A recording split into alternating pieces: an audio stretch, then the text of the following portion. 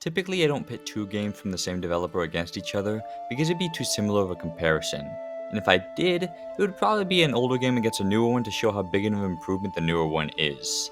This is not the case with Cyberpunk and The Witcher, because both games have different things that they do better than one another. For a while I wasn't going to do a review on either of these games, but then the more I thought about them, the more I realized they could learn from each other, hopefully going into the next title. Now for Cyberpunk, yes, we have to address the elephant in the room. This game was an absolute shitfest on launch. Anybody who picked this thing up experienced a crazy amount of bugs. I know I did, and I was on PC. Go back and watch my old Cyberpunk videos. Half of the clips in those videos are just random glitches I encountered. And eventually, after I couldn't progress the game, I set it down indefinitely until I picked it back up late last year. And I'll be honest, it was like playing a whole new game. As much as I like glitches because they're funny, I also like being able to progress in video games. Now, I tell you all this to make you aware of the fact that I very much experienced these glitches, but they won't affect the review because my latest playthrough didn't have any. Now we can start the video. The world of Cyberpunk is the most impressive thing out of either of the two games. I mean, holy shit, there was so much detail put into everything. Driving in the highway, you can see the beacon that is Night City. It's so alive. There's all sorts of different shops and stuff, unique ads in every elevator, food vendors, you can smell the city. CD Projekt Red really had a vision when they created the world of Cyberpunk. There's your tech district, your street district, your seaside district. It really feels like a real city in the way places like Los Santos and others don't. This is the type of world like Red Dead's, like Elden Ring's, like Zelda's that you can really spend forever talking about how cool it is. The thing about the vision they have is that it involves a lot of sex stuff. Every store is a dildo store, strip clubs every 10 feet. It would have been cool to see what a sports stadium or a movie theater looked like, but everyone in Night City is really horny for some reason. In The Witcher, there is still that vision, but the world is a lot more open than Cyberpunk's. I love the fantasy setting and how immersive it is. A lot of the world is covered in swampland, which I'm not a huge fan of, but the space is so big that there's still so much ground to cover. Every town and city has its own culture and feel to it. Riding across the open world, you'll never know what to find. Whether it's some ancient ruins or a little hut, there's always going to be something interesting. You'll see a castle on an island in the distance, and if you sail there, you'll find that it used to be the home of a wizard until it was ravaged by townsfolk. And it goes even deeper than that. There are so many moments like this in the game. That's the main difference between both worlds. Cyberpunk's is all about how it looks, whereas The Witcher's is all about the stories within it. Neither of which are a bad thing, and it just makes me all the more excited for The Witcher 4 where we combine them. A feature I don't like as much though is the first-person camera in Cyberpunk. A first-person camera is good for games like Doom and Call of Duty, where you have to be focused on the action in front of you. Things are happening quickly, so you need to be in sync with your character at all times to make knee-jerk reactions. Violence is also a big part of those games, so it's extra powerful when it gets in your face. Those games also don't really focus on the narrative. In narrative games, it's important to see characters talking, the reactions, the mannerisms. It all helps humanize people so you connect with them. When you're playing these games in first person, the protagonist just kind of becomes a vessel for your actions. You forget that it's even a person you're supposed to be controlling. Matching faces with the voice makes it easy to connect with people, and only hearing a character's voice makes it harder to. Now, despite this, I think V is still a strong character because of the writing and performance. People say the girl voice actor is way better than the guys, but I think the guy V does a fantastic job making V seem natural and real. It's also funny that they have a character creator, but you never get to see it because of the perspective. I think Cyberpunk could have been one of the only character creators where it actually benefits the game a bit, because it doesn't affect the character as a person, but you can never actually see it. It's like spending an hour to customize your Elden Ring character, just to throw some armor over it a minute into the game. And on top of all this, the first-person perspective also hurts the beauty of the game. In The Witcher, your camera is zoomed out a good amount from Geralt, so you can look around, take in the beauty, see the mountains and rolling hills, the vast countryside and swamplands. This being said, The Witcher's landscape is also more horizontal, while Cyberpunk's is more vertical. You look up and really feel the skyscrapers towering over you. Look at the ground and see bits and pieces of trash. You feel like just another person living here. It does enhance the experience in some cases, but it also has the horizontal landscape too. Sometimes you would like to zoom out the perspective and take it all in, but you feel like you're limited. I think the game could have benefited from being able to change your perspective. Unfortunately, the clunkiness of the perspective also kind of goes hand in hand with the combat of both games.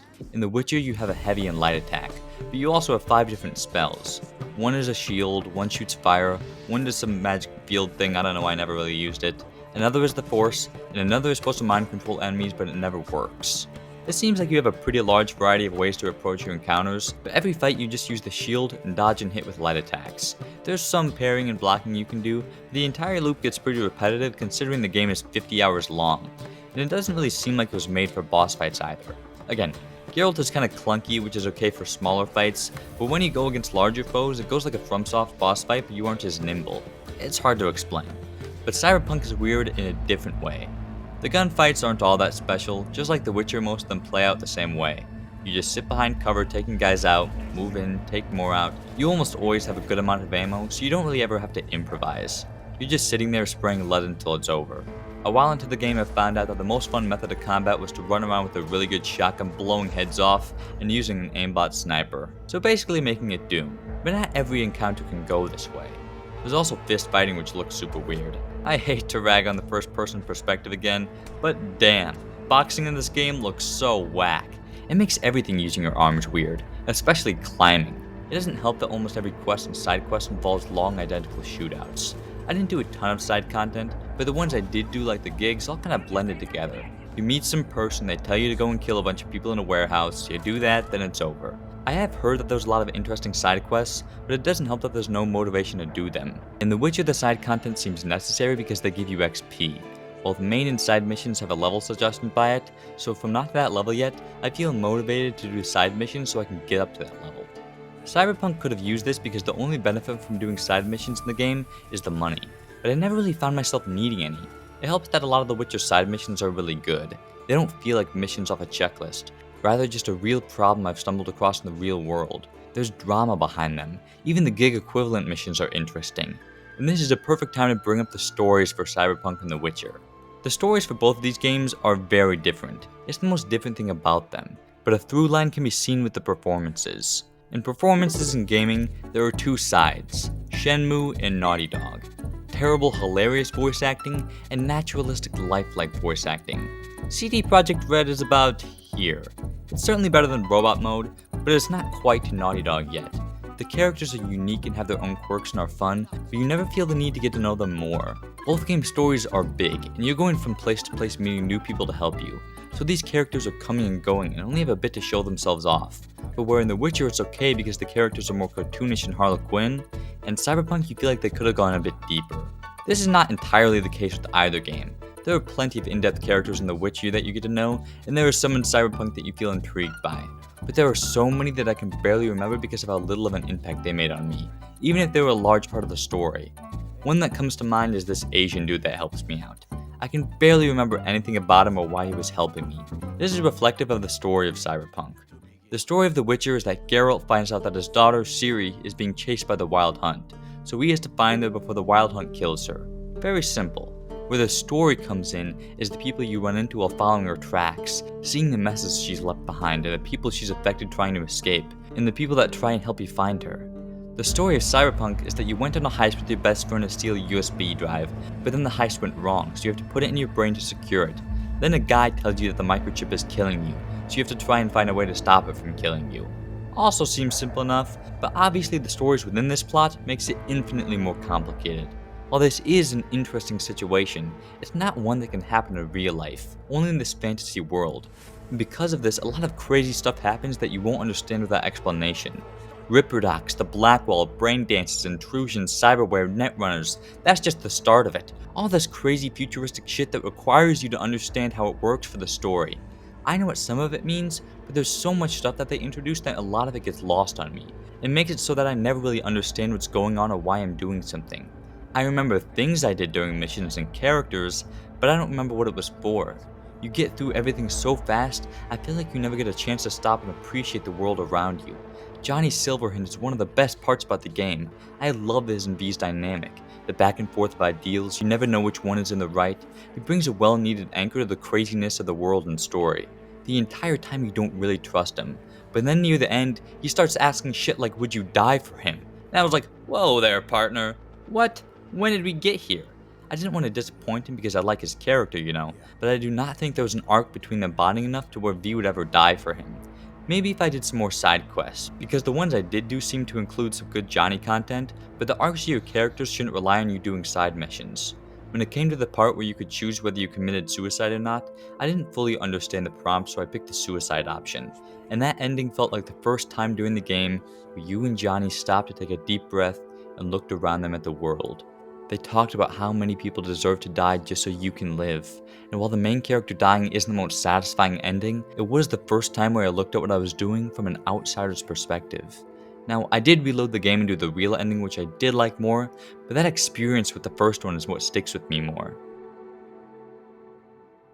At this point, it's probably hard to understand how I feel about both games. I've been pretty arbitrary about The Witcher, and I've been talking shit about Cyberpunk the whole time, but I really did have a lot of fun with both of these games. Cyberpunk's setting and atmosphere are unparalleled by anything out right now. The futuristic city is such a cool place to explore, and they nailed it. Every second you're walking or driving around, you can't help but marvel at everything around you. It's not in the conversation of great open world games enough. I just think the approach to the lore and story could have had a lot more care and polish taken to it. Cyberpunk 2077 gets a B+. And as for The Witcher 3, when I first started, I was hesitant to get into it. I had heard about how painstakingly long it was, but eventually I warmed up to the world and threw myself into it. Geralt is such a great protagonist, and is someone you can always trust at every turn. For being supposedly emotionless, he brings a lot of nuance and wit to the role, and I'm sad to see him go for The Witcher 4. The world is huge and expansive, and I loved exploring it. There's so many beautiful vistas and castles. Every single corner has a story to tell. This world has so much history to it. It very much feels like it's always been here and we're just visiting. And the story is epic and expanding, spanning over 3 different acts, where the ends of each leave you with anticipation to rush over to the next waypoint to find what's next. There's such a great cast of characters that accompany you along your journey, and you hang on every story beat on how to find Ciri and how to protect her. This was one of those open world games I absorbed myself in and let it take me on the journey. It was one of my favorite games I played this year. So many parts I look back in fondness of how fun it was. The Witcher 3 The Wild Hunt is an A-. All of this makes me so excited for The Witcher 4 because especially after the Phantom Liberty DLC, I trust CD Projekt Red to combine all the things that makes these games great into one super game. I can't wait for what they do next.